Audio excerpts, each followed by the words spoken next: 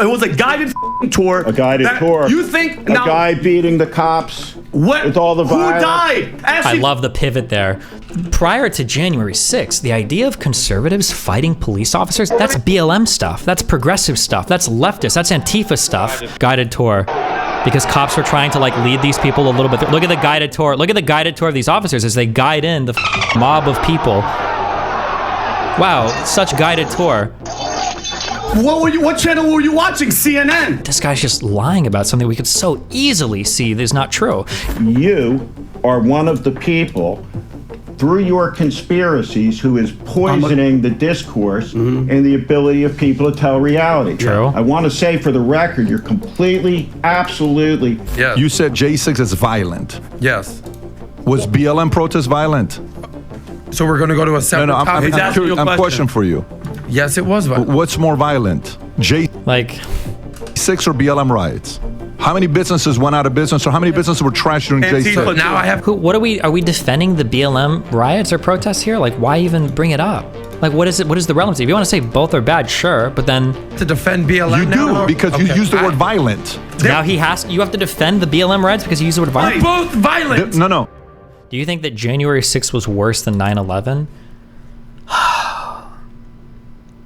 Asking if January 6th is worse than 9/11 is like asking, is it worse for somebody to like cut your foot off or for your wife of 25 years to cheat on you when you have kids? That's like, both of them are really bad, but they're really bad in way different ways. I don't know if I could compare those two things. How could it be worse? Because January 6th represented like an actual desire for a sitting US president to overturn the peaceful transfer of power.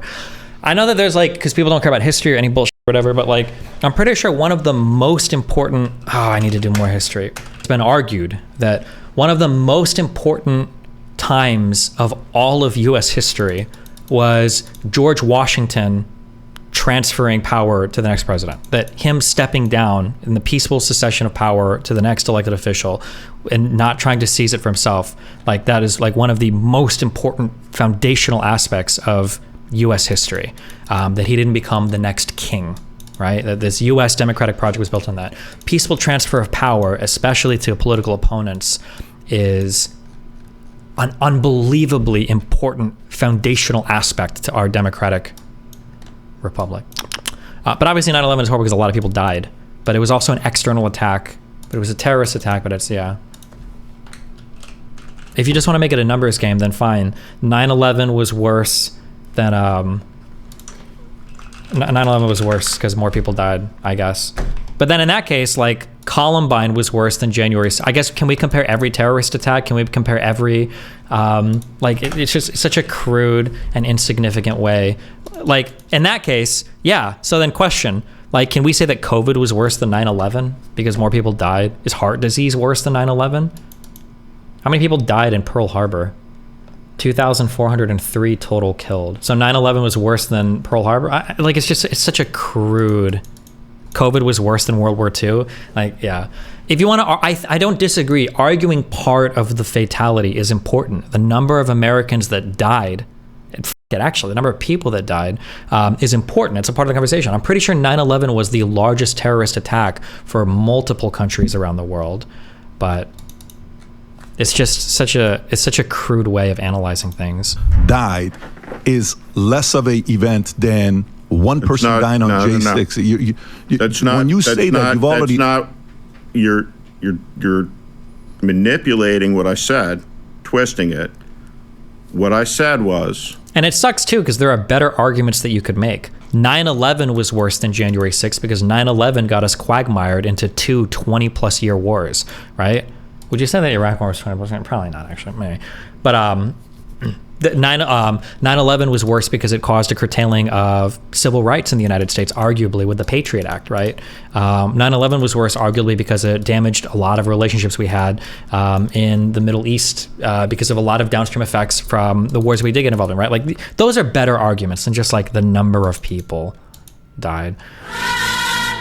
If young Metro don't trust you, I'm gonna shoot you. Beautiful morning. January 6th was a more severe attack on the United States. September 11th had more casualties. There's a difference. How do you measure worse? There's got to be data. You said you were data. What does that even mean? How do you measure worse? There's got to be data. Okay, data. Like, how much does this guy agree with the data? What was your data that BlackRock was ruling the world? All of your analysis there was qualitative, not quantitative. Like, what do you mean? What is the data on the Patriot Act? What is the data on the war in Iraq? What is the data on Trump's indictments and trying to overthrow democracy? What is the data? Like, it's such a crude way of trying to, like, obviously these measurements are going to be qualitative in terms of figuring out their impact, not just the number of casualties. That says one event we lost nearly 3,000 people. One event we lost one. We lost. I hope he just brings up COVID. Oh, so then COVID was worse than 9/11. I want to hear PBD say on the record, COVID was worse than 9/11. COVID, I want to hear him say that. If we're just going by numbers of dead people, then COVID was worse than 9/11. He can't, yeah. Boner Yeast donated $10. Jan 6 was way worse than Nagasaki, dude. Mito, $5. I think, honestly, the way the world is today, 9/11 is where our timeline diverged. Possibly, you could argue that, yeah. Jojo Monster, 7777. €10. Hey, Destiny, I heard you were renting out another apartment. I'm down bad. Can I move into a closet there? Yeah.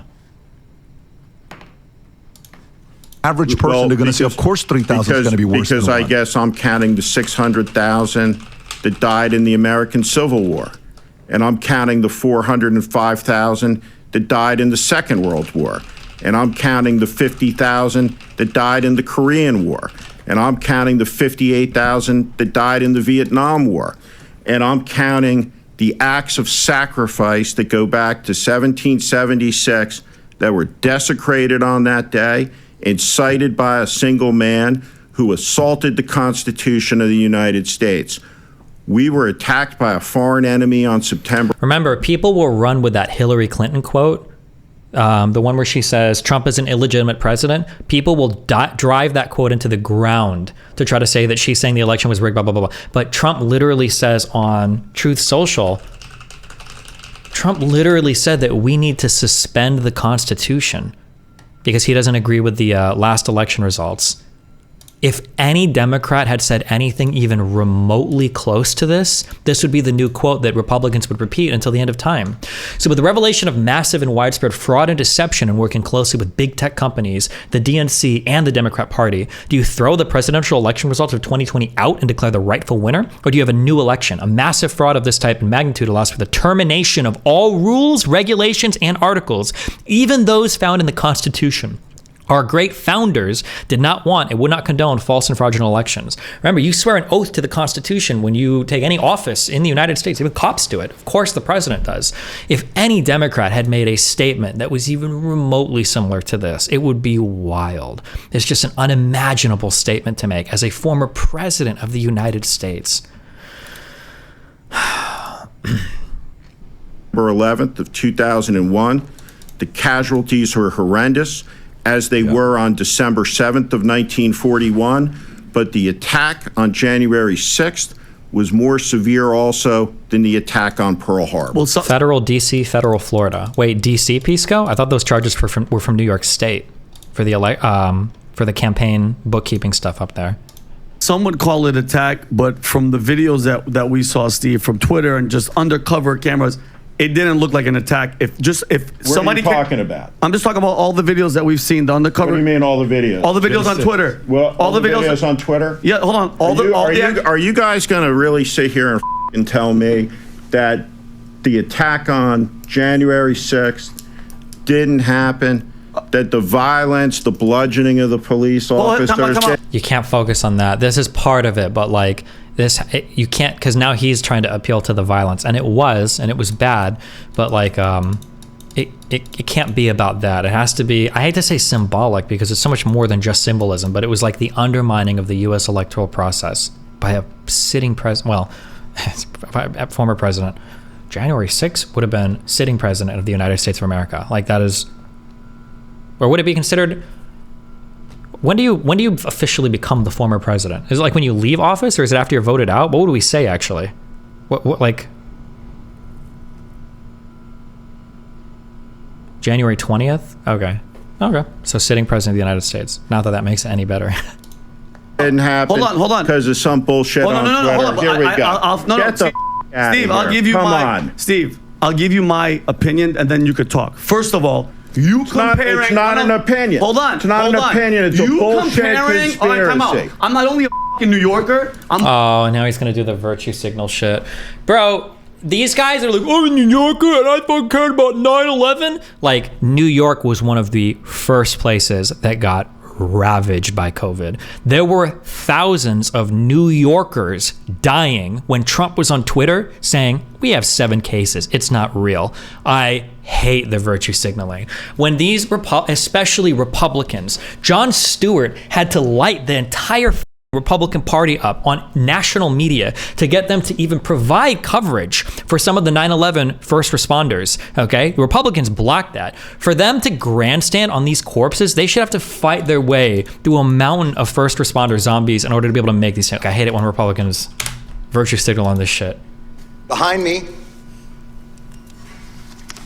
a filled room of 9/11 first responders, and in front of me, a nearly empty Congress.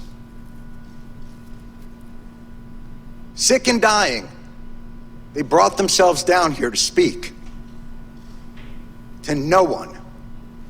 I don't understand why Republicans even against the first responder shit is like the easiest one for everyone to vote. I'm not sure. I'd have to go back and check. I'm really curious what the argument was on the other side for this. If they were trying to maybe this is part of larger legislation they were shooting down or something. It reminds me of, but it also reminds me like this is the saddest thing in the world.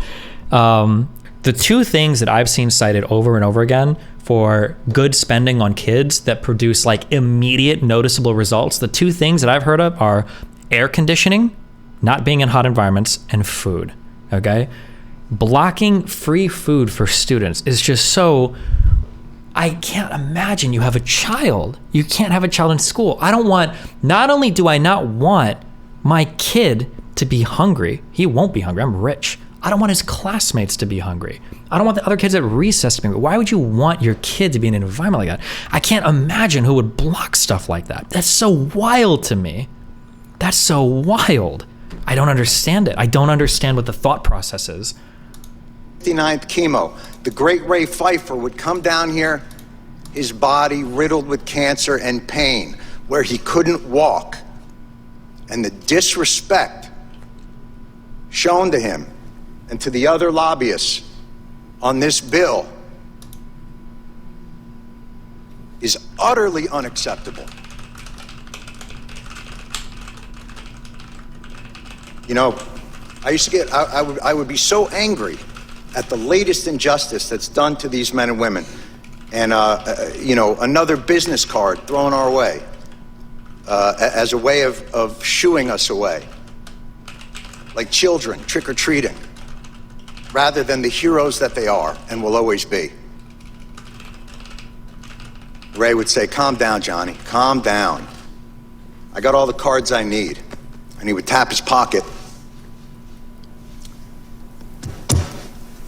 I don't know, legislatively, I don't know if this is a thing. I'm sorry, I'm just kidding. Somebody in Cake Chat said Democrats added a lot of things Republicans didn't want to vote for. That could be it. I wonder how I would feel about making it so that you banned riders in Congress, that legislation can only be about one thing, and there's like a subcommittee that that basically determines if a bill is valid or not. Because I don't know if I like the legislative strategy of all of the random shit that gets added to the end of bills because it's so hard to get people to vote on things. Like, your Congress, this is your job. Like, I feel like we should be able to have individual votes on things that we're voting for. And if it's annoying to you to have to show up to vote up or down on these pieces of legislation, I think I might like that more. It probably, yeah, but I would have to look at the end of the day, how, maybe that impacts Congress too much, or maybe there's, I'm not sure. But it might also be the idea that, like, maybe you've got one bill and you really want to pass it, but people aren't in favor of it, so you add a rider that they agree with and that gets them to pass it. Maybe you'd have to make agreements on voting for the next thing. I'm not sure. I don't know. Maybe. I don't know.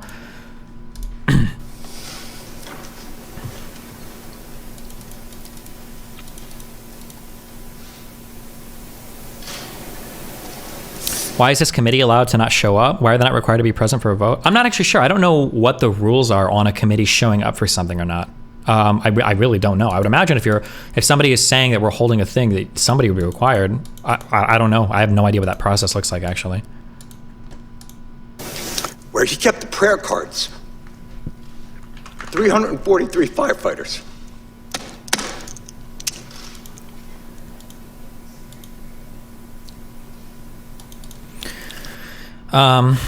Matt Gates says he wants to pass individual subject spending bills. Yeah, but like the problem is, like, even though I'm giving you that opinion, I would like to pass it because I think it would clarify a lot of the legislation that gets passed in Congress, and you can see very clearly who's for and against things. That's why I like it. Republicans and conservatives want it because they just want to pass less stuff. They just don't want to pay for as much. So the motivations are very different. Republicans and conservatives don't want to pass anything because they don't want to spend. Well, let me clarify. They don't want to spend when it's the Democratic administration. They do spend like crazy under their own. Don't ever let conservatives get away with telling you. Do not ever let conservatives don't ever let conservatives get away with telling you that that Republicans don't spend. It's such a lie. It's such a lie. Clinton saw budget surpluses. Okay, it was Clinton 92 to 2000, and then Bush was 2000 2008. Clinton oversaw huge budget surplus. It was unbelievable. And how long? In like 40 years, 30 years? Clinton saw a big budget surplus. Bush spent like crazy. And then, even though Bush spent like crazy, then we enter a fucking recession. Obama does spend, right? But he has to. He's spending our way through a recession. And then Trump spends for no reason. For his, like, I can understand Obama. Maybe this sounds partisan, but like, you're supposed to spend through a recession. That's how government works. Trump's spending, when we were already overseeing all-time highs in our market day after day after day, when we were seeing 20% growth year over year over year under Trump's economy, why was he still spending? If Republicans ever cared, when did Trump take office? Was it 2016? If Republicans ever cared about spending, okay? If Republicans ever cared about spending, why the f didn't they pump the brakes in Trump's administration? 2017. Yeah, what the fuck? If you were ever going to pump the brakes on the spending, it would have been under Trump, and it wasn't. I'm pretty sure under Trump, I'm pretty sure before Biden, Trump had the largest budget deficits in U.S. history. Like, Trump was on Twitter bullying the Federal Reserve not to lower interest rate, or I'm sorry, not to increase interest rates. He couldn't handle the rate hike. Like, it was just wild. Like, yeah, this was pre-COVID spending. Yeah, pre-COVID spending. Like, I'm pretty sure, yeah. Yeah, it's just so frustrating that conservatives are allowed to write the narrative on this. The official FDNY response time to 9/11 was 5 seconds. 5 seconds. Destiny, do you think it would be effective to make amendments to the Constitution in order to make any tangible change? Not implying that it should be, but I mean, amending the Constitution is really, really, really hard for good reason. So that's how long it took for FDNY, for NYPD, for Port Authority, for EMS to respond to an urgent need from the public. 5 seconds. Hundreds died in an instant. Thousands more poured in to continue to fight for their brothers and sisters. there are, I don't want to be cringe pro-America. I'm just kidding. I do want to be cringe pro-America. The videos of like, and the stories of like firefighters where you've got planes crashing into buildings. It is an unfathomable scene at Ground Zero in New York City. And you've got firefighters that are just running into these buildings to try to save people. First responders in the United States, there's a reason why these unions are so important for people running for local office. Our first responders in the United States are very brave people. The people on that day in New York City, where I don't use the like, nurses, all these people are heroes. Like truly, if we were to ever have heroes in the United States, certainly the first responders on 9/11 would qualify. These guys were of impeccable moral character. To be a first responder in New York City, you already have to be of a certain type of character, but yeah. The breathing problem started almost immediately, and they were told they weren't sick, they were crazy. And then... Where were you on 9/11? I think I was standing in class in homeroom, I think, and it must have been 7th grade, maybe? 2011, I would have been 13, would have been 7th grade or 8th grade. As the illnesses got worse and things became more apparent, well, okay, you're sick, but it's not from the pile. And then when the science became irrefutable, okay, it's the pile. But this is a New York issue. I don't know if we have the money. And I'm sorry if I sound angry and undiplomatic, but I'm angry. And you should be too, and they're all angry as well. And they have every justification to be that way. There is not a person here, there is not an... Our teachers in school busted out the VCR/TV combo and we watched the shit from the second tower hit. Yeah, our teachers and everybody were very torn on whether they could watch it or not. The teachers were very upset. You got to keep in mind, people don't really remember the scariest thing about 9/11. People think the scariest thing was like the kill count or the planes or, you know, the TV, the scenes on TV. The scariest thing about 9/11 was that we didn't know when it was going to stop. Like 4 planes had been reported crashing. First of all, even one plane flying into a civilian building, a commercial or a civilian plane flying to a building, commercial plane, would you call it? Flying to a building. This had never happened in U.S. history, okay? And on 9/11, it happened arguably 3 times, 4 times. You count the one that was down, the United flight or whatever. Yeah, nobody, and then the anthrax came either the next day or within a week or 2, I think. Like, yeah, nobody had any idea when everything was going to stop. Everybody was like freaking the fuck out. I remember people were saying in Omaha that because Offutt Air Force Base was there, that terrorists were going to nuke our city. And like, I'm pretty sure every single person in the United States was super on edge about, it was, yeah, maybe anthrax might have been the next day, yeah. Empty chair on that stage that didn't tweet out, never forget the heroes of 9/11, never forget their bravery, never forget what they did, what they gave to this country. Well, here they are. And where are they? But yeah, this is Jon Stewart chewing them out. And then I think after this, I think they finally got it passed. So whatever was keeping them from doing it before was, yeah, Jon Stewart and the public stuff like brought it down. This is a really good example of somebody using their public image to push through something they care about, though. I think Jon Stewart has gotten a little bit cringe in terms of some of his progressive stuff recently, but I'll forever have respect for it. This guy raised like a millennial of Americans on comedy, political shit, and then stuff like this. You remember, Jon Stewart is retired, so he does this stuff because he does care about it. It feels he has a strong feeling about it. This guy easily has enough money to never do anything, enough publicity, blah blah blah. So I have a lot of respect for Jon Stewart. I really do feel like he believes in what he says.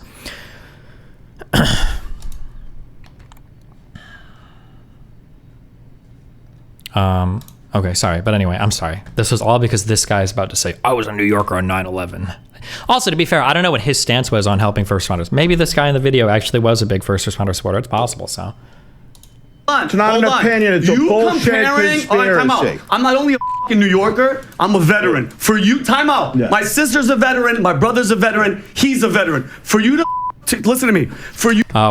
I will say, listening to my parents, dude, I don't know what Trump did to people's brains, but listening to my parents talk about how important it was to talk about the Constitution, your faith, your oath to office, how horrible Bill Clinton was, not for cheating on his wife, which was bad, but for the way that he treated women as the leader of the armed forces, for him to lie under oath and maybe be compromised by a foreign agent, for how weak, like all of these things, for all of these people then who are veterans, to go to a commander-in-chief president of the United States who has no respect for rule of law. Bro, when you're in the military, that's all you have. And they drill that shit into your head so much. The rules, the regulations, the abbreviations, how important it is to follow chain of command. Like, that shit is drilled into you from the second you enter basic training. And for veterans to come out and be like, oh yeah, Trump is cool, who had none of the respect, none of the demeanor. He didn't even have, actually, forget metaphorical respect for the Constitutional Armed Forces. He didn't have respect for actual servicemen. For him to make fun of McCain, this guy who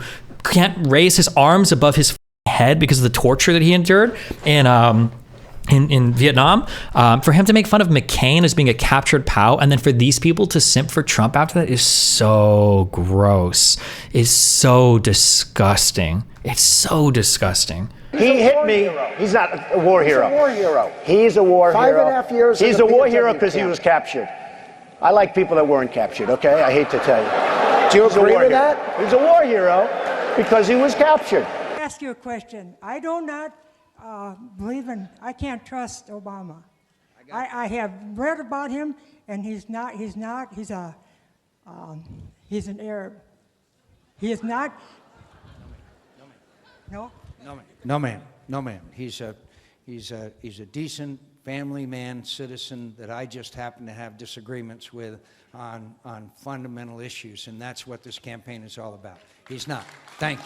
My sister's a veteran. My brother's a veteran. He's a veteran. For you to listen to me, for you to say that January 6th compared to 9/11 that's the dumbest shit I've ever heard. Hold on, let me finish. Number one, it wasn't an attack. It looked like a guided tour. Okay, that's what it. You're a nut. Are you? Yeah, you ain't right. I am. Oh, the guided tour. Yeah, and he's just bringing up all the Like I wish that this is like, honestly, if you get mad about like my self-defense takes, like this is where my self-defense takes are. I was born and raised in Nebraska to a Cuban mom, okay, a dad from Kentucky, and my aunt was NYPD. Bro, all my life, when you grow up in that environment, all I ever heard was fuck around and find out. Not in those words, right? But like if you go through somebody's backyard, Stevie, he might lean out and shoot you. They might be watching with a shotgun. If you disrespect a police officer, Steven, so help me God, like I'll be the one that takes you to the police station. If I find out that you said anything crazy to your teachers, when you're a conservative child, there is so much accountability. There's so much accountability. Remember, internal locus of control. There's so much accountability.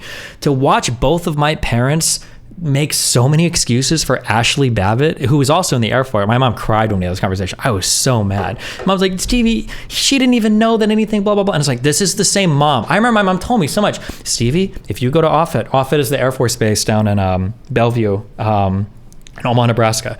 She would always tell me, Stevie, if you're on the base and you're messing around, if an MP tells you to stop and you don't, they'll shoot you. And you know what? That's just what they do. If you try to drive, I remember asking once, what if we just drove through the checkpoint? We didn't actually move the car. Stevie, they'll kill you immediately, blah, blah, blah. My parents were so big on military police, on acting proper in base, on not making threats, blah, blah.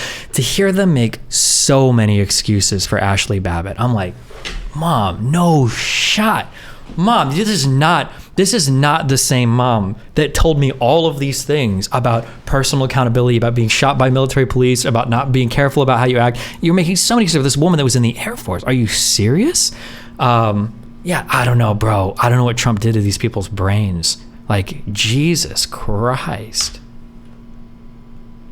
A guided tour, okay? That's what it. You're a nut. Are you? Yeah, you ain't right. I am. Why do you think there was such a shift? Was Trump just good at establishing brain rot? I'm sure you could do like a whole psychological study on the minds of like, it's not just Trump people. It's like people that follow anybody into kind of like a cultish way of thinking.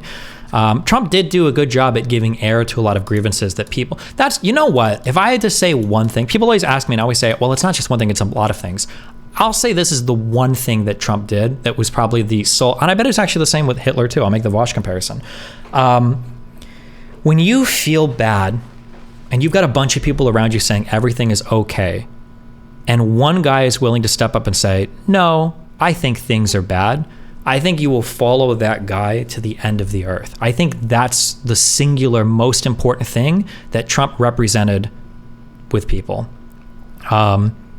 If nobody is giving air to your grievances, if nobody is saying that like things are fucked, we have shipped some, like there is localized manufacturing damage in the United States, people don't feel like they can afford houses. If you feel these problems and everybody is just saying like, bro, get over it, like our GDP's high, graduation rates are good, or blah, blah, blah, blah, blah. And one person is willing to come out and say, you know what? No, I think things are bad, right? It's so funny that people completely miss the point of, people on Reddit have this clip gets posted over and over again, and people soy the out over. I don't have to tell you things are bad. Everybody knows things are bad. The dollar buys a nickel's worth. Banks are going bust. Shopkeepers keep a gun under the counter.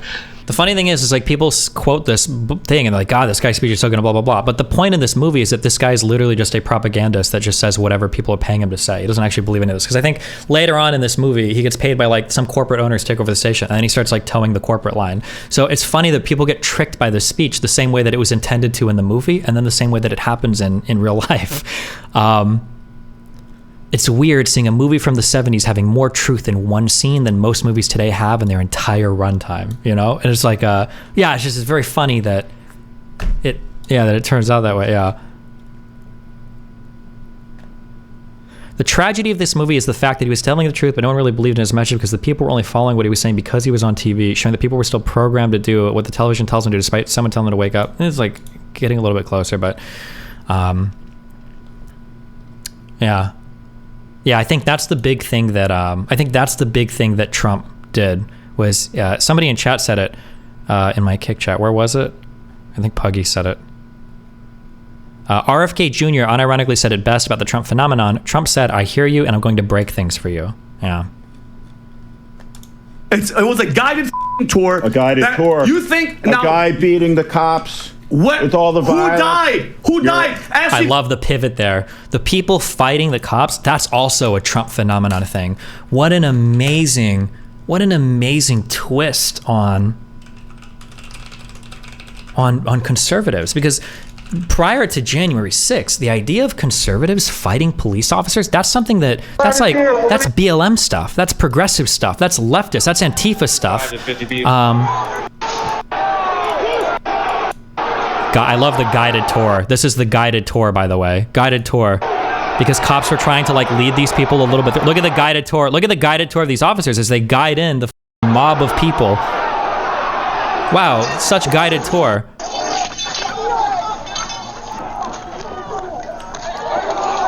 What a nice guided tour.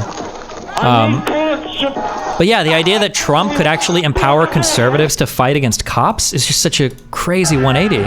Nice guided tour. What a guided tour. Is this a Trump thing or is this just an unmanaged riot thing? I don't see significant differences between completely unmanaged riots of lefties or QAnon types. It's half true, but still. Babbitt, a veteran, they shot. The Capitol Police shot her ass. Where the is that guy getting in trouble? You're just upset because Donald Trump said, you know what, they probably cheated. You don't think he has a leg to stand on? Not only does Donald Trump not have a leg to stand on, every single person around him has said the exact same thing. They all said it to Trump. Barr said it when they tore apart those machines.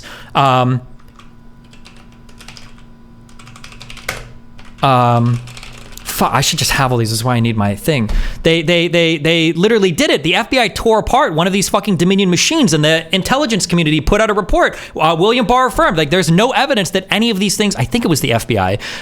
Nobody around Donald Trump was agreeing that there was election fraud. He invented this narrative on his own. Nobody was supporting him on this. Every single person in his administration and his personal circle defected on this. It's just not true that he had any reason to believe this. Where are the people supporting him on that?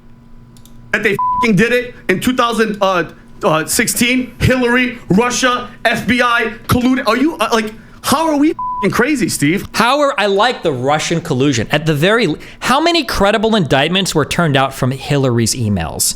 How many credible indictments was turned out from Benghazi? Hillary Clinton, God bless her fucking soul, sat in front of those committees for how many fucking hours? 12 hours answering questions, and Donald Trump won't go and testify a single fucking time because his spineless fuck has no integrity, and he knows the second he opens his mouth, all he can do is impeach his character?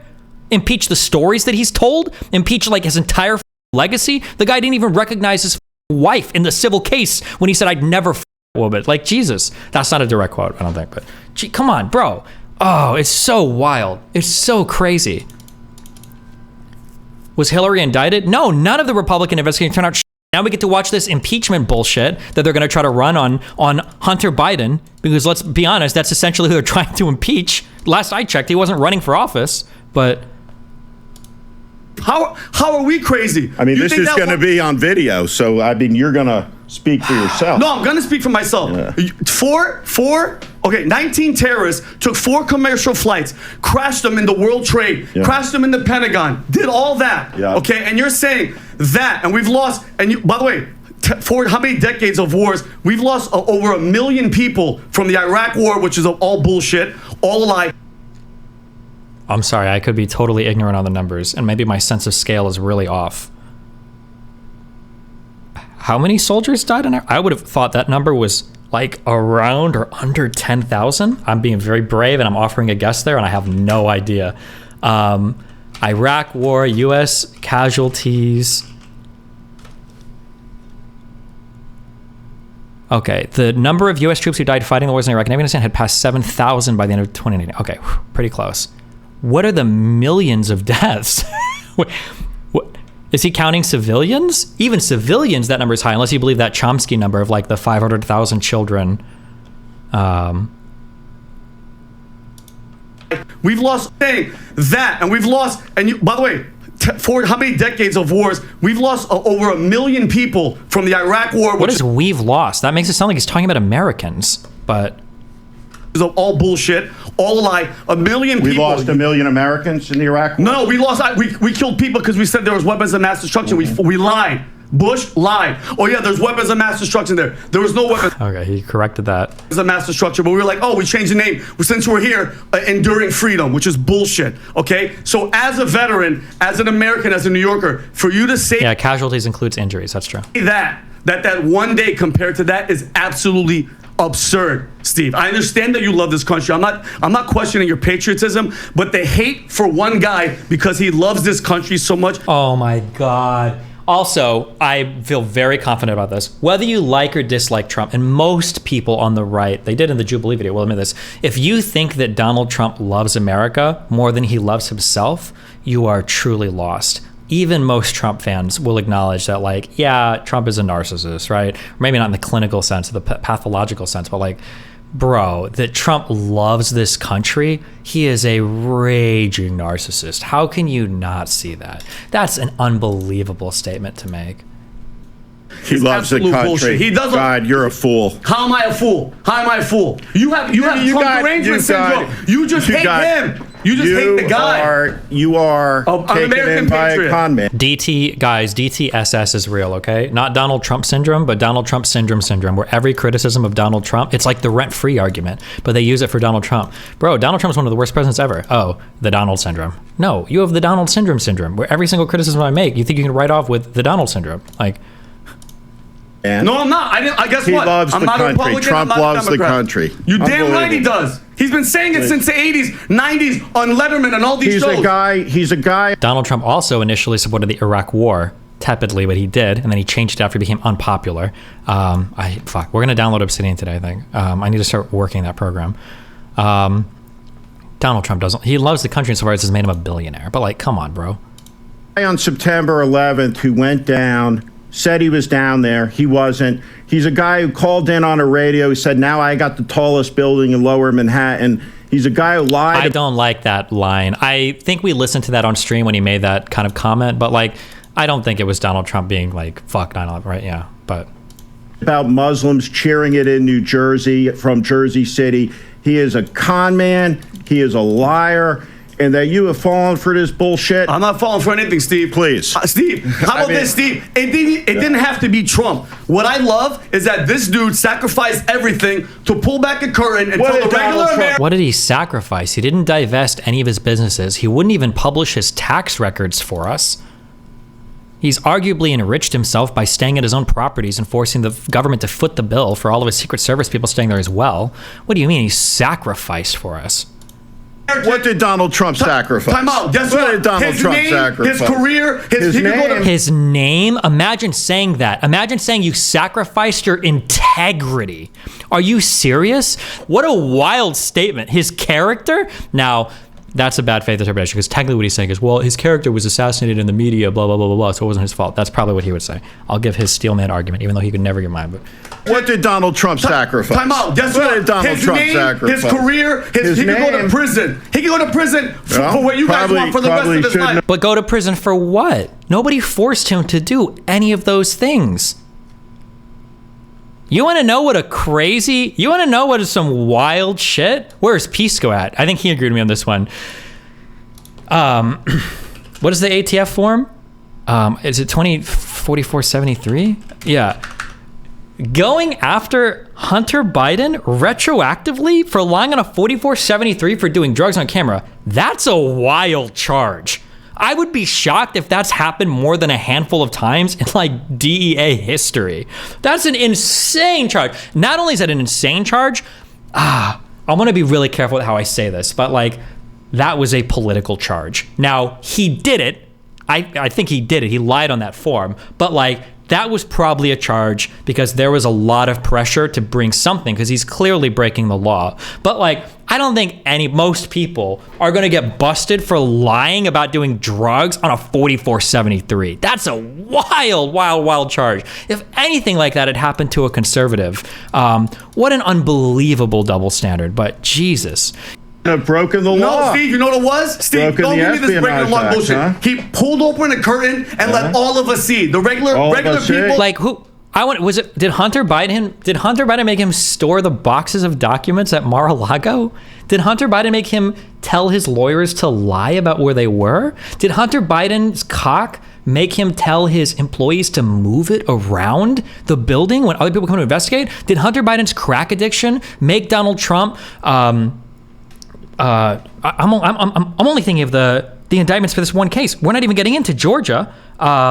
The RICO stuff, we're not even getting into New York, which is a bullshit. New York should toss their case. I think they just wanted to see the table. I don't think they should put. I mean, like, it's legit, but like, get New York.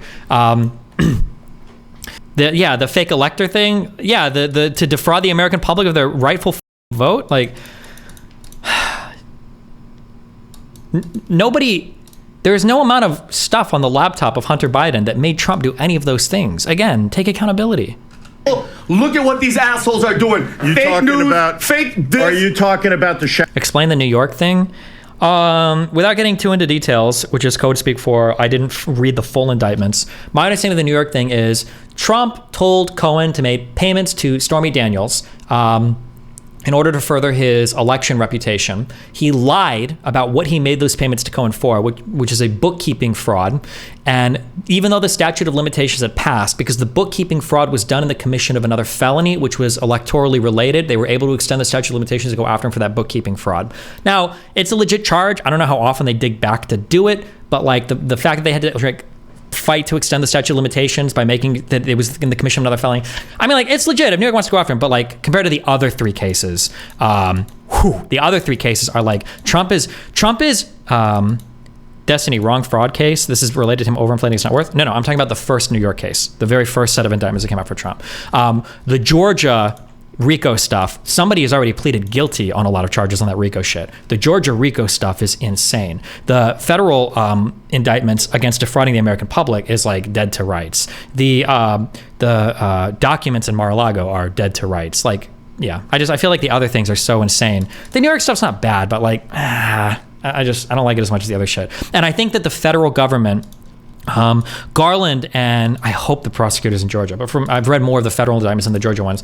Garland seems to have been very careful, and they've been very careful in constructing their case against Donald Trump, which I appreciate. The construction of that case is very important. You're charging an ex-president of the United States. I know that they want to say that, like, you know, it's not political and we don't think that blah, blah, blah. They are absolutely considering it. You do not go after an ex-president on some fucking iffy shit. You have to have him, again, dead to rights on all of this stuff. You have to be very careful with how they've done it. And I think the federal cases they, from what I've seen, are really well constructed.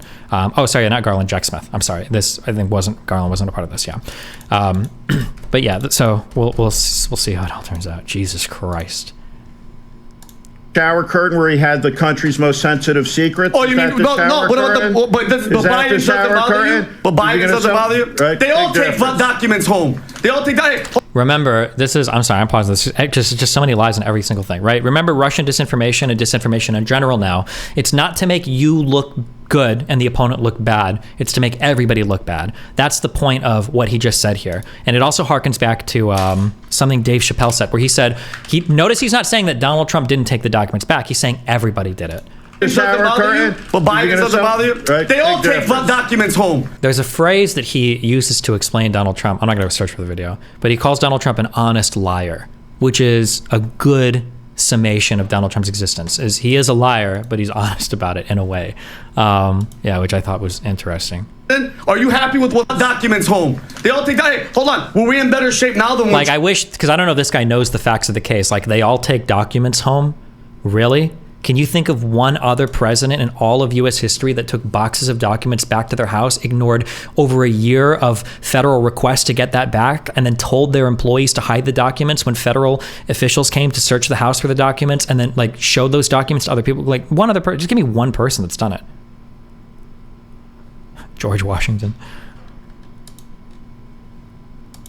Trump was in? Are you happy with what's going on? You and your Lincoln Project, but mind you, the biggest hypocrites, you guys were going after him for Russian collusion and tax evading. That's what you guys were doing. All your people, you were the only one that was innocent. The rest of them were perverted. One of them was a Russian agent. One of them owes $390,000 in a tax lien in his house, and the other guy went to court from American Express for not paying his $30,000 tax bill. You guys are the biggest hypocrites. The biggest hypocrites. You guys hate the man.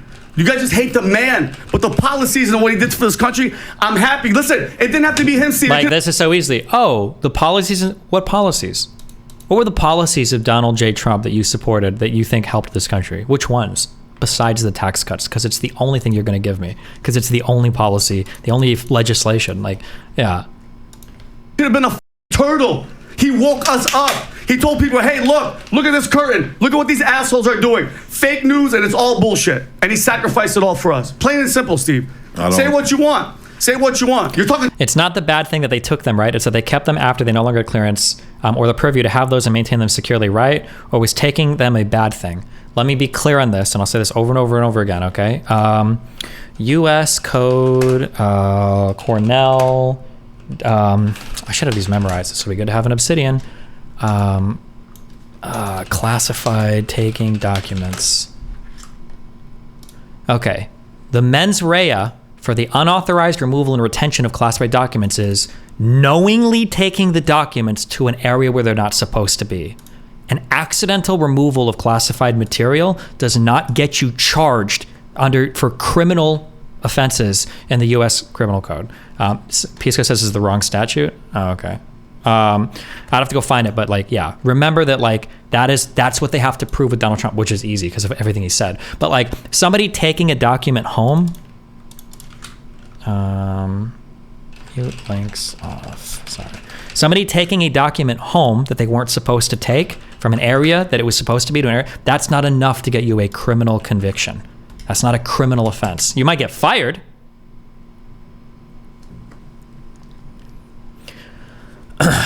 18 USC section 793, okay? Whoever, for the purpose of obtaining information respecting the national defense with intent or reason to believe that the information is to be used to the injury of the United States or to the advantage of any foreign nation, goes upon, enters, flies over, otherwise obtains information concerning blah, blah, blah. I don't know if it's in section A. Whoever, for the purpose aforesaid and with the intent or reason to believe, copies, takes, makes, or obtains, or attempts to, receives or obtains, or agrees or attempts to receive or obtain,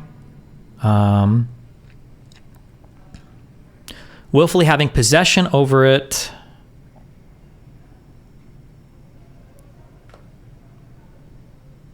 I'm trying to think of what section they're trying to hold on.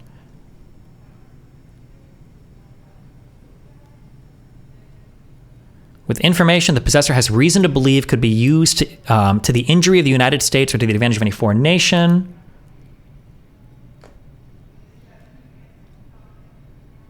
Or through gross negligence permits the same to be removed from its proper place of custody or delivered to anyone in violation of this trust, or to be lost, stolen, abstracted, or destroyed, or having knowledge that the same was illegally removed from its proper place of custody or delivered to anyone in violation of its trust, or lost, stolen, abstracted, or destroyed, or fails to make prompt report, remember, Biden reported his classified documents, of such loss, theft, abstraction, or destruction of, to his superior officer.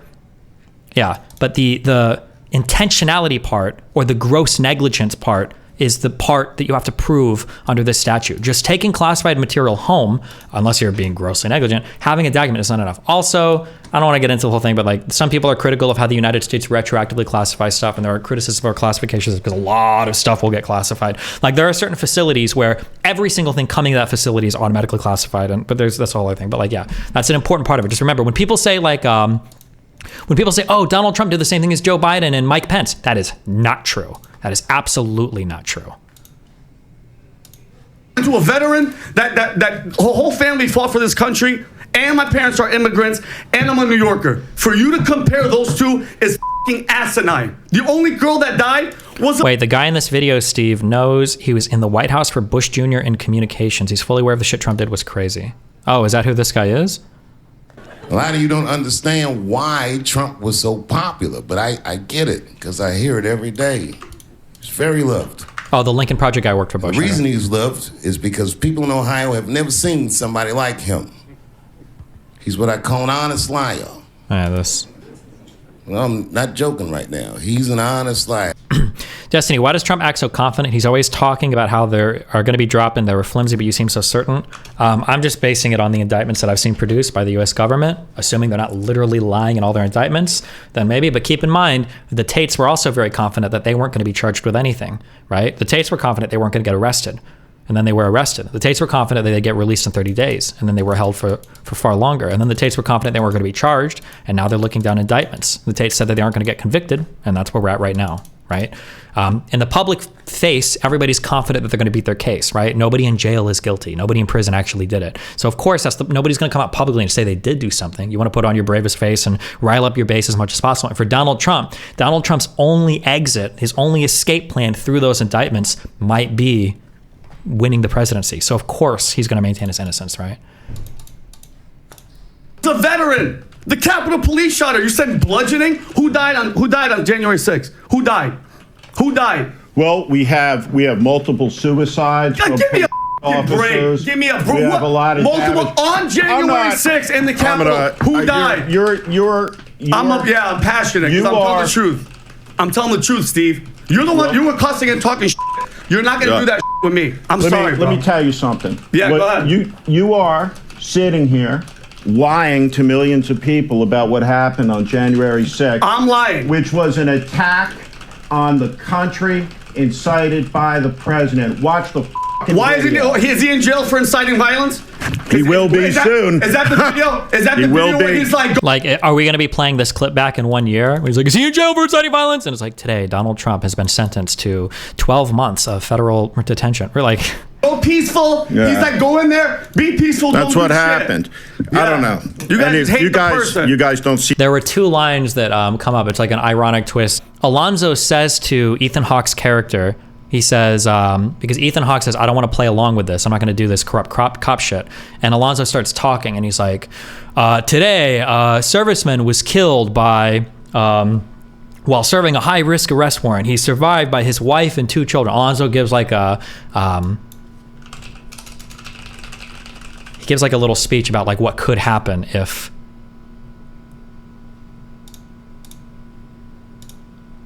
he doesn't follow along with his plan. But the funny thing is, I don't know if you catch this, but at the end of training day, after Alonzo gets killed, a Los Angeles Police Department narcotics officer was killed today, serving a high-risk warrant in Echo Park. Give me the bitch. And this line ends up becoming like Alonzo's fate. A Los Angeles Police Department narcotics officer was killed today, serving a high-risk warrant near LAX. An LAPD spokesperson said Officer Alonzo Harris was survived by his wife and 4 sons. Yeah, which was funny because, yeah. LAPD spokesperson said the officer is survived by his wife and infant child. Yeah, they do this at the end of oh god, Leonardo DiCaprio, Matt Damon, The Departed. Yeah, they do it at the end of The Departed too, where the one officer was like, oh, I don't want the funeral with the flags and, you know, fuck that bullshit. And then I think it ends up exactly happening to him. That's kind of related, but not really related. I'm sorry, but yeah. But anyway, yeah, it's just... Is that the video? Is that the video where he's like, go peaceful? Yeah. He's like, go in there, be peaceful. That's what happened. Yeah. I don't know. You guys hate the person. You guys don't seem to be a whack job like this guy. Yeah, I'm a whack job. But you know what it is though, Steve? You know what it is? So for me, I want to respect the voter, and I think there are millions, if not tens, who feel like he does. I don't give a how he feels. And this is do you think people this far down the Trump rabbit hole will ever see the light? I think they can. I do believe this. I've somehow come full circle on being like optimism pilled, but I think you have to provide calm, rational, factual pushback on every single statement being stated. The problem is that right now, the people on the left won't engage, mostly because they don't even know the facts, to be fair. But like almost the reason why I'm pausing this video so much is almost every single thing this guy has said has been a demonstrable lie. He's just lying on almost everything. And if you had somebody calmly there to point out, 1 million dead in the Iraq war, can you clarify? Or on every single thing this guy says, he's saying every single thing is lie after lie after lie after lie after lie, right? How many indictments were turned out by Russia collusion? How many people in Donald Trump's cabinet still support the claims of the election are being stolen? Why is it that Fox News seeded the largest defamation lawsuit ever over the Dominion voting machines? Why is it that Tucker Carlson in text messages behind the scenes was admitting that he knew that the election rigging was fake? Why is it that every Fox News anchor was admitting that it was fake? Why is it that people in Trump's cabinet, his administration, his personal friends, right? If you have these facts and you can present them calmly, then you let the other guy squirm, and then eventually the audience will hear it, and the audience will be like, you're not going to convince them after one time, but if you slowly introduce people, you just have to be dispassionate, calm, Sigma, introduce them to the facts, people's minds will change, I think. But it's a process, and you have to be very, very, very calm to do it. Yeah. You feel, and this is important. This is important because you can watch the video. Yeah. You can watch the video. You can watch the actual video of the insurrectionists attacking the Capitol. That's real. Like, this is the weakest argument. Even if, like, this, I don't know if it was a hot take or not, even if January 6th was completely peaceful in terms of nobody getting attacked or hurt, it would still be about as bad. The badness of January 6th doesn't come from the violence. It doesn't come from the police officer or two, if you want to argue, that died because of suicide after and because of the attacks at the Capitol. It comes because the sitting president of the United States undermined the peaceful transfer of power, which I think is arguably, would you say it's the first time in U.S. history? I don't know if you count the Civil War or not, but but the Civil War is a really bad thing to be compared to, you know? It happened. They attacked the Capitol. Okay. Can I just weigh in on one thing? You guys are both wrong and you're both right. Let me explain. Both days are horrible days in American history. How brave, true. We're comparing what's worse. No, you need to dunk on them to the public, for the public to view. That's how Ben Shapiro got so big, destroying them with facts. Yeah, but I don't want I'm trying not to get the community capture. I don't want it to just be a political thing. I want it to be like a philosophically sound arguments that aren't just about destroying people so you make them look bad. Like, I want people to buy into what I'm saying, not just because I made the other person look stupid. Of a tragedy when they're both... I hear you, but at what point are we just going to have to investigate whether the elections are being stolen?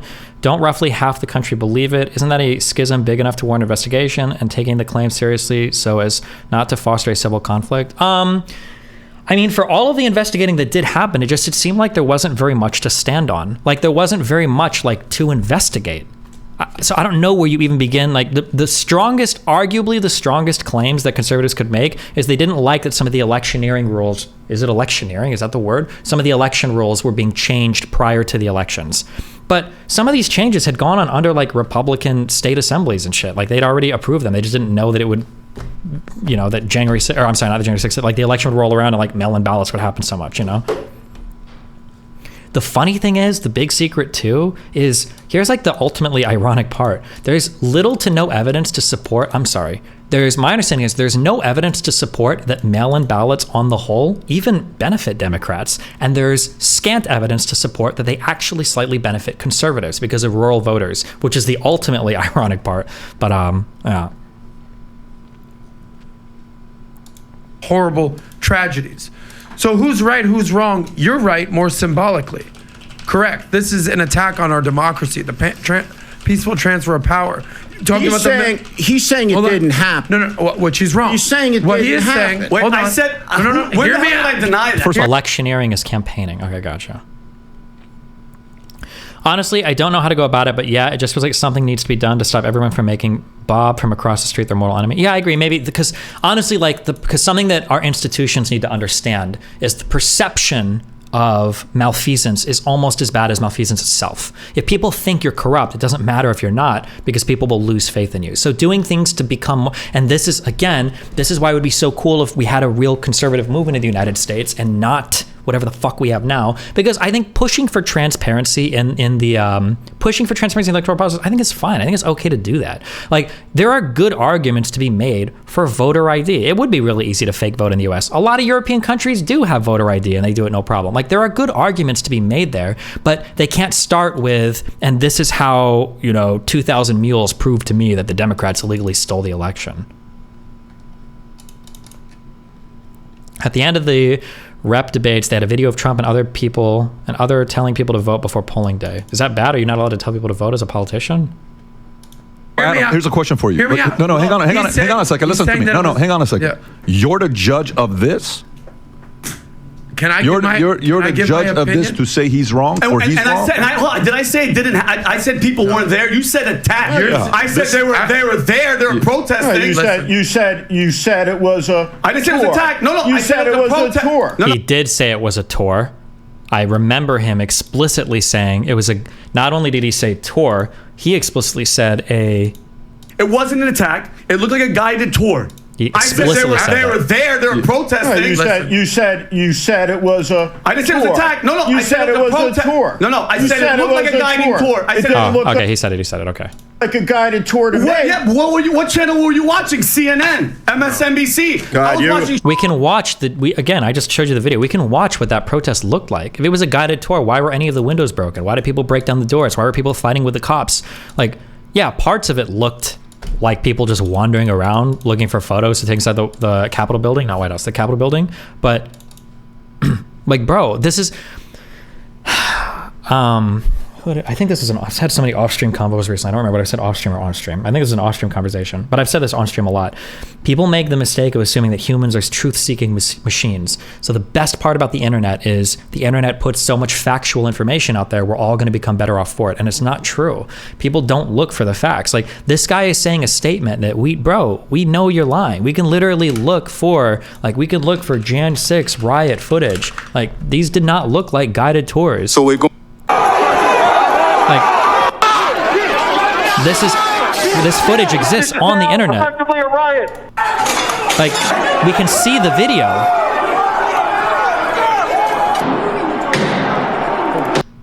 Okay, guys.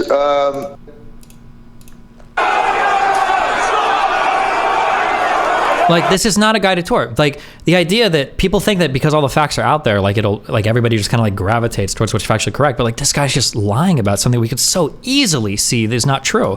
It reminds me of when Trump lied about taking COVID seriously on day one, and he's literally on the news like day after day after day saying it's not a big problem, it's not going to be here, it's nothing, right? Like, we saw you on TV, you were on international TV talking about this. Why are you pretending like you didn't just say like a month or two ago what we all said? What channel were you watching? CNN, MSNBC. God, I was watching undercover cameras. You are a five-star whack job, man. Where Vinny is right and wrong was he's completely wrong. Where I agree with what people say is, by definition, a lot of people would say that it wasn't literally a insurrection. Was it a riot? Was it a violent protest? It was an insurrection aimed at stopping the certification of the election constitutionally prescribed on January 6th. And that's not his opinion, okay? That's the opinion of the federal courts that have now done convictions for, I believe, at least 3 people stating as much. That's not just an opinion founded in a YouTube video. Those are convictions handed out now by, I believe, the federal government. I think those cases were federal cases that say just as much. It's not just an opinion. It's not just a tweet. That's the purpose of it. You can argue over semantics. It's not semantics. These are U.S. criminal charges, insurrection and shit, that were handed down to 3 individuals. 3 men charged. Not charged. Convicted. I don't remember what the charges were specifically. I know that Alan Briggs was one of them, but I believe they were convictions, right? Or was it 2 of them and not 3 of them? It would have been 2. 2 former Proud Boy leaders, this was one month ago, received some of the longest sentences handed down as a result of the U.S. Capitol riot on January 6th. Joe Briggs, a Florida leader of the far-right group, was sentenced to 17 years in prison for conspiring to derail the peaceful transfer of power. His co-defendant, Zachary Real, was sentenced to 15 years in prison and 3 years of supervised release. Like, it's not just semantics.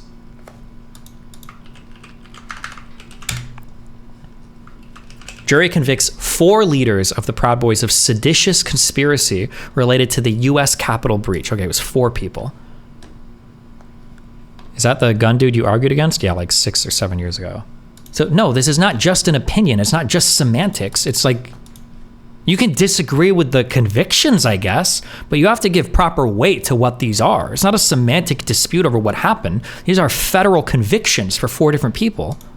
That's what I think. It's not. It's not. No. What point are you making? We're not. I'm saying it's not semantics. I would love to make my point. Go ahead. Let's see what it is. If I can finish my once, make your point. Hurry up. For once. So the point is, both days were piece of shit, horrible days. You know, it was not just a guided tour. You know that it was a violent act of complete absurdity. It wasn't a guided tour, but at the same time, I don't think many people think that it was an actual insurrection. It was a horrible day in American history. Horrible day. It was not a tour through the Capitol. It was horrible. But at the same time, you have to understand that millions of Americans are going to see what you said about 9/11 and be shell-shocked by the ramifications of what you're saying. So this is what I'm saying, that you're both right and wrong in your assessment. I think millions of Americans will understand perfectly what I'm saying. No, you have to give proper weight to these arguments.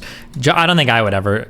I mean, like, if I'm in like in an academic argument, like if I'm arguing with Pisco, maybe we can entertain the idea that like January 6th is worse than 9/11, but I would never take that public, because it's just, that's a, you're going to run into people like, what about the death count? What about the kill count? They had UAVs and nukes, and they were fucking so many kill counts on 9/11. How can you compare? It's like, that's a losing argument publicly. Unfortunately, it's a losing argument publicly. You can make the argument, but you have to be very methodical, very dispassionate, very thorough.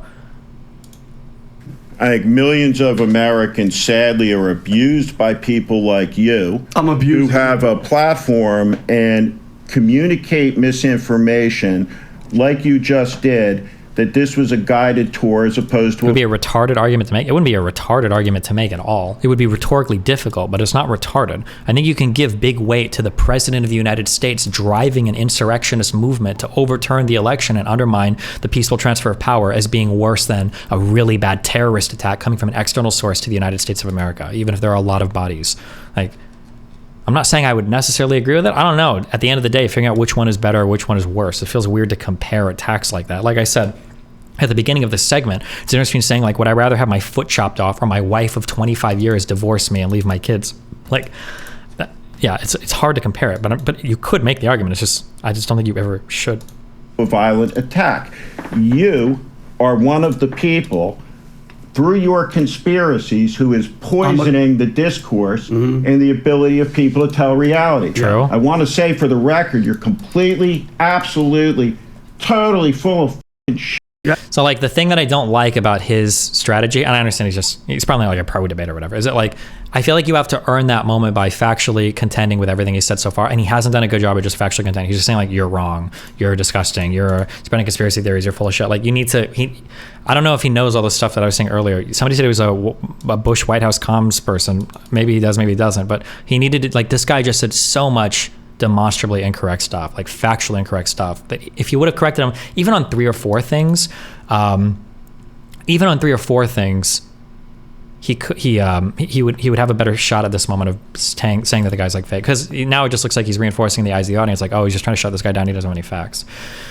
Bub Sevi, $20. Well, not really, $19.99. Have not read enough of PRA, but it seems U.S. presidents, including former incumbents, have broad rights to documents, the ownership of which the U.S. government owns. Trump did not withhold the documents asked for. He did withhold. You were full on cope. Honest to God, I don't know why you donated me, of all people, $20. This is the worst faith argument I've ever heard in my entire fucking life. It's honestly, it's not even worth engaging with. You either don't know the facts of the case, in which case I don't know why you argue with me, or you're just so bad faith, it's not even worth engaging with you. The difference between somebody accidentally taking a document home and ending up in a closet versus a guy taking boxes and boxes of shit to his private residence, hiding it from officials, rejecting, and by the way, to say that he didn't respond, what do you mean? How long, FBI request documents, Trump, what do you mean? Part of his charges are for lying about these requests.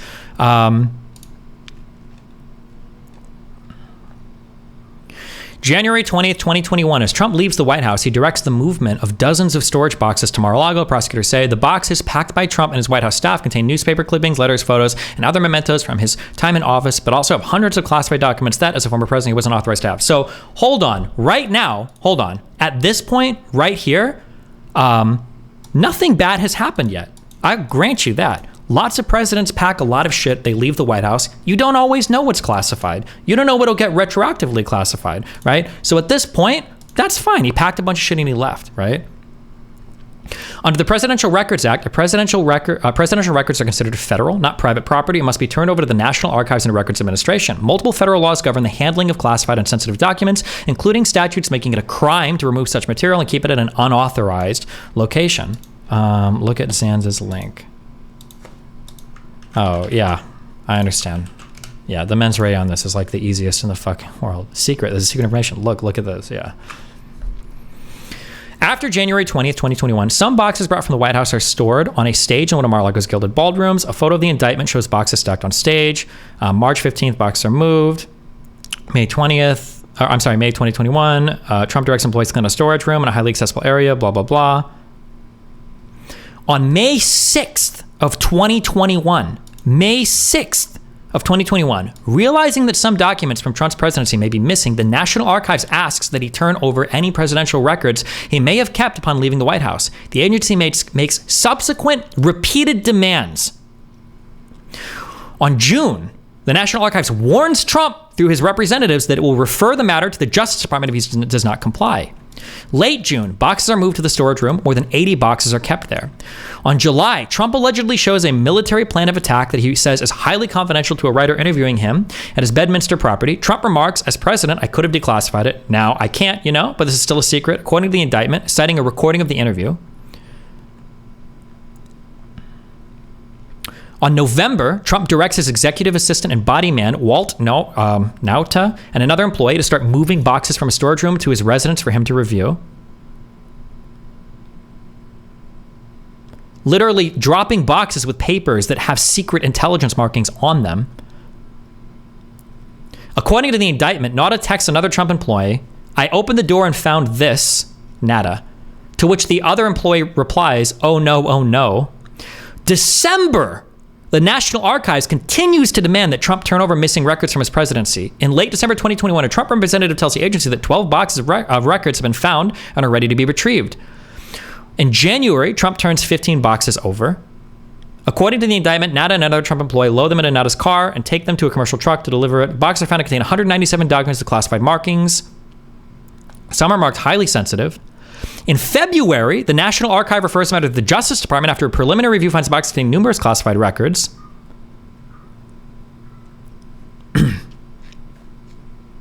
On March, the FBI opens an investigation. On April, the National Archive this is of next year, the National Archives informs Trump that at the Justice Department's request, it intends to provide the FBI with the 15 boxes he turned over. Trump representatives asked for an extension. The Justice Department asked Trump's lawyers for immediate access to the 15 boxes, citing national security interests. Trump's lawyer again asked for an extension, saying they need to review the materials. Like, bro, the idea here that, like, you're so full of shit. I don't know why you donate me money. I don't know how you watch me. The idea that he didn't have, if this is what I hate. This is what I hate. This is what I hate. This is what I hate. And I can never prove it to you. Guys. May 11th, the grand jury issues a subpoena to Trump and his office requiring they turn over all classified material. On May 23rd, Trump's lawyers advised him to comply with the subpoena, but Trump balks, telling them, I don't want anybody looking through my boxes. This is after a subpoena. The thing that I hate is that you guys will never admit this. You'll never admit this, but if any of this, bro, if this was Hillary Clinton, you would be losing your mind. If Hillary Clinton was being subpoenaed, was getting repeated federal requests like this, you would lose your mind on this. They gave him so much leeway. They gave him months and over half a year, I think, or maybe over a year. The National Archives gave him to return stuff with no subpoena, no big deal. Like, nobody would have even known about this. But yeah, if Hillary or Hunter Biden or Joe Biden, if anybody had this level of when you're showing, what am I thinking of? This level of, not credibility, this level of charitability shown towards them, you would be losing your mind. I can't prove that to you. And you would say, no, I treated the same, but you absolutely would. You'd be losing your mind on this shit. You'd be losing your mind on this shit. You're losing your mind over the 20 classified emails on Hillary Clinton's server. Or the one document found in fucking, God.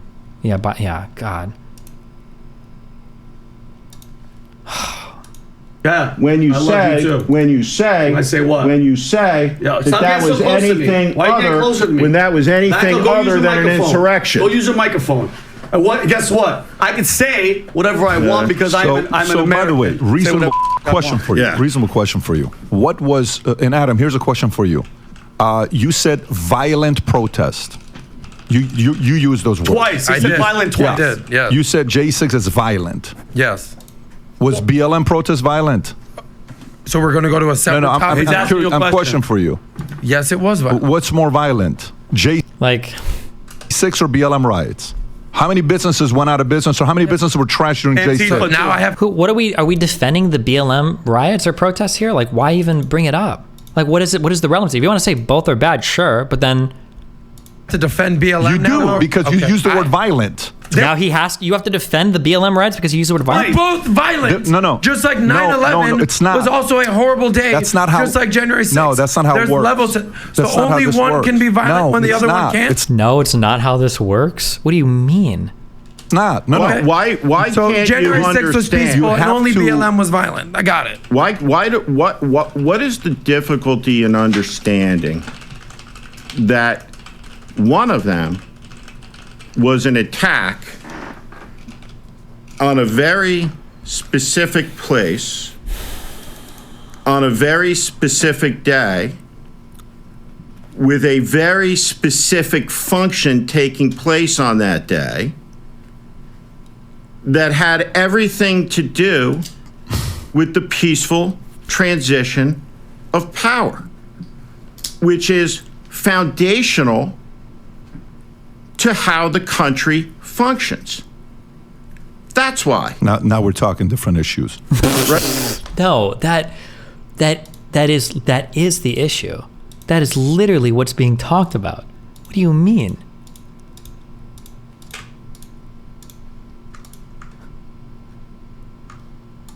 So if there's a riot in Cleveland, and 500 businesses are burned down, that is a threat to the economy in Cleveland, but not American democracy.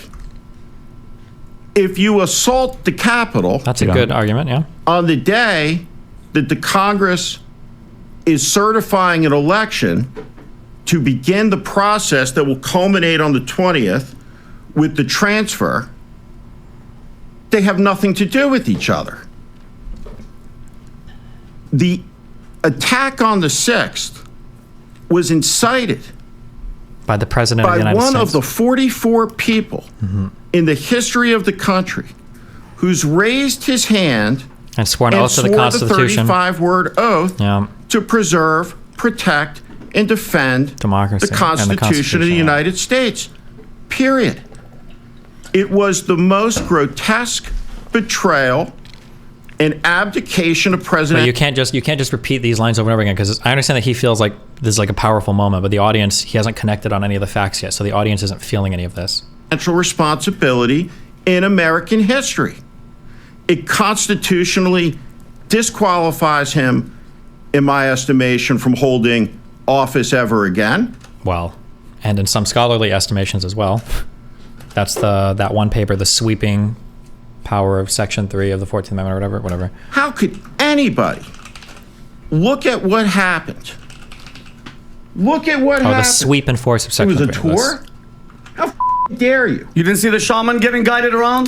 The guy was supposed to be this crazy wild man. They were okay, here's my question.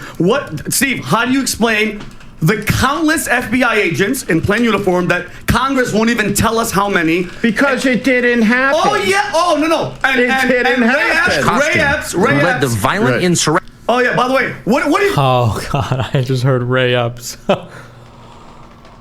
Oh. It has to be piece by piece. You have to take them apart piece by piece, and it's so much. That's just, the burden is so high on the other side to be familiar with all of the conspiracies. There's so much work that you have to do to unravel like all the bullshit. I think Ray Epps, what is the claim? That Ray Epps was like the FBI's way of infiltrating these movements and trying to get them all to protest because the FBI was leading it just to like charge some concern. Like, let me see this. We guys saw that. Go back to that video.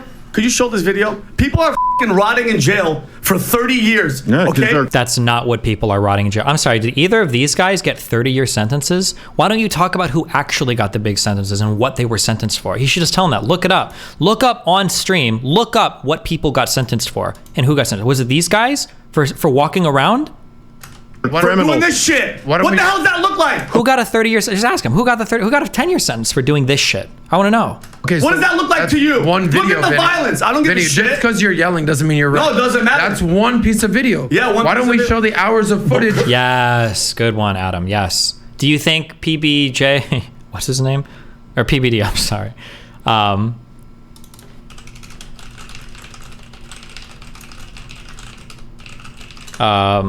PBJ, fuck it. Do you think PBJ is going to show the video of the other stuff, or is it just going to be the one that he's got queued up? Tucker Carlson. Okay. What do we got here? We got Tucker Carlson here. We got a guy. We got Tucker I like how they leave at least the Fox News logo to show where they pulled the footage from. Carlson. We got a guy who's got his own show on Russian Ashley TV. Babbitt, God rest her soul. We got the king of replacement, domestic terrorist. Oh my God, look at this violence. Oh my goodness. Yeah. Oh, this is the Tucker Carlson footage. I remember this. I'm sorry. Yeah, this was the Tucker Carlson edit. I remember they showed, a lot of people got mad at this. Oh my God, Why does it matter where the footage comes from? Well, theoretically it shouldn't matter, but the problem is that you're only seeing like one piece of narrative here, right? Remember, history is a collection of all the facts that have ever occurred in the history of all of mankind. Historiography is the story you put together to explain those facts, right? You're seeing a selectively edited piece of footage from January 6th to tell you a different story than what most people would agree happened, right? This is not a comprehensive view of what happened on January 6th. Let's roll the tape of the violence, though. Okay, that's like saying there's a war going on over here, but you have video of outside of them getting along. Here's my question. There's other videos, Vinny. Hold on, let's go back. So you mean to tell me Donald Trump, 2016, we found, this is a fact. This isn't BS. I made this up. 2016, fact. All right, the Durham report. Hillary Clinton, DNC, FBI, they all colluded to say he. None of that's true. Yeah. That's not what the Durham report said at all. Why would you even cite it? You haven't even read an article. Actually, maybe he read like an OAN article. Are they not going to show footage of the actual protests inside, of the actual violence? Are they not going to show any of that? None of it's true. So you're full of right now. Number one, 100%. None of that is true. The Durham report didn't say any of that. I'm sorry. You don't even have to take the best faith interpretation of the Durham report. We can just read right from the report. Fuck. I wish I had a link directly to it. Essentially what the Durham report said was that there probably was a degree of political bias that exists inside the FBI that probably led them to making decisions that they were not vetting carefully enough. And then the recommendations were to have, he didn't recommend a whole structural change, he didn't recommend a whole thing. He said that for extremely politically sensitive cases, you should probably nominate like a red team or an opposition team to keep you more honest, because the FBI's conduct during the Trump stuff showed a lot of evidence of political partisanship, which is a fair criticism. But he didn't say that there was collusion among Hillary Clinton, the DNC, and all. That is not true. Why am I looking for Obsidian? Conclusion. Can I find? I just want to read. We can just read Durham's reports. I'll just read this just so you guys, it's 4 paragraphs. It's not long. We can do this in 2 minutes. I don't know why nobody reads any of this. And then they go on these shows and they argue this. Based on the review of Crossfire Hurricane and related intelligence activities, we conclude that the department and the FBI failed to uphold their important mission of strict fidelity to the law in connection with certain events and activities described in this report. As noted, former FBI attorney Kevin Kleinsmith committed a criminal offense by fabricating language in an email that was material to the FBI obtaining a FISA surveillance order. In other instances, FBI personnel working at the same FISA application displayed at at best, a cavalier attitude towards accuracy and completeness. FBI personnel also repeatedly disregarded important requirements when they continued to seek renewals of that FISA surveillance while acknowledging, both then and in hindsight, that they did not genuinely believe there was probable cause to believe that the target was knowingly engaged in clandestine intelligence activities on behalf of a foreign power or knowingly helping another person in such activities. And certain personnel disregarded significant exculpatory information that should have prompted investigative restraint and re-examination. Our investigation also revealed that senior FBI personnel displayed a serious lack of analytical rigor towards the information that they received, especially information received from politically affiliated persons and entities. This information, in part, triggered and sustained Crossfire Hurricane and contributed to the subsequent need for Special Counsel Mueller's investigation. In particular, there was significant reliance on investigative leads provided or funded, directly or indirectly, by Trump's political opponents. The department did not adequately examine or question these materials and the motivations of those providing them, even when, at about the same time, the director of the FBI and others learned of significant and potentially contrary intelligence. In light of the foregoing, there is a continuing need for the FBI and the department to recognize that lack of analytical rigor, apparent confirmation bias, and an overwillingness to rely on information from individuals connected to political opponents caused investigators to fail to adequately consider alternative hypotheses and to act without appropriate objectivity or restraint in pursuing allegations of collusion or conspiracy between U.S. political campaigns and a foreign power. Although recognizing that in hindsight is much is clearer, much of this also seems to have been clear at the time. We therefore believe it is important to examine past conduct to identify shortcomings and improve how the government carries out its most sensitive functions. Section 5 discusses some of these issues more fully. This report does not recommend any wholesale changes in the guidelines and policies the department and the FBI now have in place to ensure proper conduct and accountability in how counterintelligence activities are carried out. Rather, it is intended to accurately describe the matters that fell under our review and to assist the Attorney General in determining how the department and the FBI can do a better, more credible job in fulfilling its responsibilities and in analyzing and responding to politically charged allegations in the future. Ultimately, of course, meeting those responsibilities comes down to the integrity of the people who take an oath to follow the guidelines and policies currently in place, guidelines that date from the time of Attorney General Levi and that are designed to ensure the rule of law is upheld. As such, the answer is not the creation of new rules, but a renewed fidelity to the old. The promulgation of additional rules and regulations to be learned in yet more training sessions would likely prove to be a fruitless exercise if the FBI's guiding principles of fidelity, bravery, and integrity are not ingrained in the hearts and minds of those sworn to meet the FBI's mission of protecting the American people and upholding the Constitution of the United States. The FBI definitely fucked up, and they definitely were overzealous. They did not show the analytical rigor that they ought to have, because there probably was, based on Durham's investigation, political partisanship that existed in the FBI. That's a far cry from they colluded with and rigged this process to go after Donald Trump. None of that's true. No. Trusting the FBI is a bit sus. They have a big incentive to lie about this event. The FBI, wait, hold on. We don't have to trust the FBI. Was Durham a special counsel? What do you mean? Hold on. You're wrong. We're not trusting the FBI at all on this. The whole point of this investigation was that we didn't trust the FBI.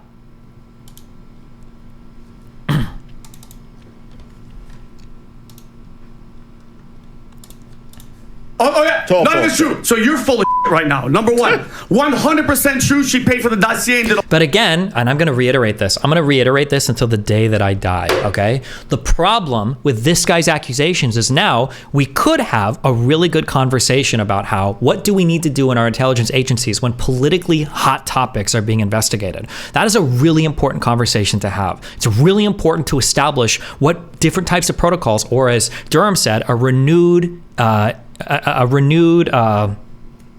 adherence to our particular rules and regulations and guidelines, right? That's a good conversation to have, and it's one that needs to be had. But why would you even want to have that conversation if you think, oh, the FBI, those are the guys that, those are the guys that worked with, holy shit, I just fucked this up.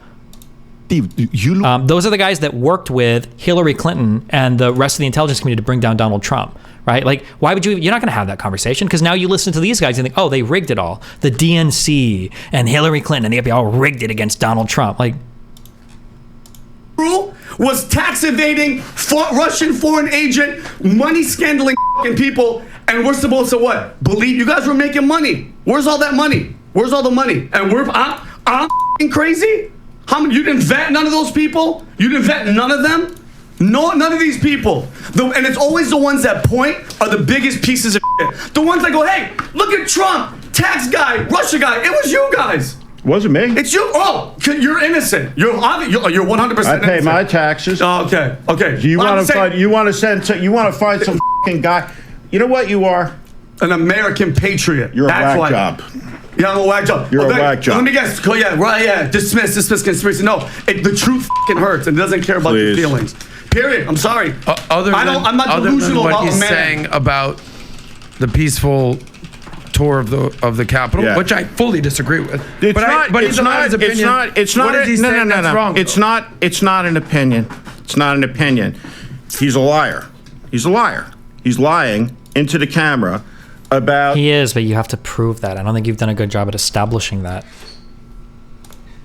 A violent event saying it was peaceful, spouting conspiracy theories and using a Tucker Carlson thing. I didn't play the I mean, video. I don't know what to say other than to say it's why the country, right? I mean, is why Trump is leading in the polls because there's so many crazy whack jobs like me that are tired of your bullshit. Period. America first. Look where the fuck America is right now. Where are we? Are you happy with what's happening right now in this country? Are you genuinely happy with what's happening in the country? Pipes guy. Border wide open. Inflation. Where did this new Where did this new talking point come from? That Biden opened the border. Is there? I must have been like a Fox News article, like somebody that, because I've seen this a couple times now. Biden opened the border. Wide open the border. I don't know where this talking point came from, but some YouTuber, some alternative media guy, or some mainstream media guy started this talking point, or a lawmaker said this. They've always been saying that. No, there was something recently, because I've seen this talking point a lot recently. Within the past week or two, somebody big must have mentioned this open border thing.